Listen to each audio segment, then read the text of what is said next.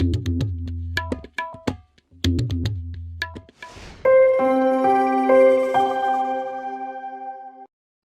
and welcome to Puzzle Master. This is the Puzzle Guy, and in this video I will show you how to solve Twisted Gem puzzle. This puzzle is made of wood, it has 7 unusually shaped parts and it was designed by Jean-Claude Constantin.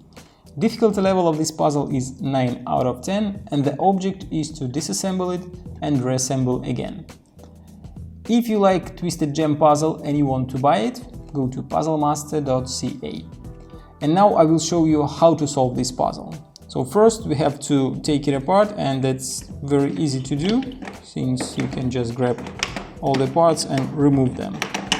And next we have to assemble it.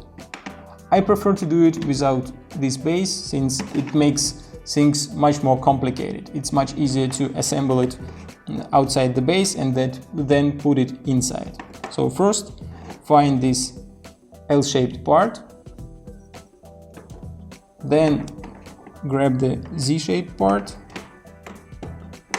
and put them together like this. So the next one is going to be this part. You have to put it right here.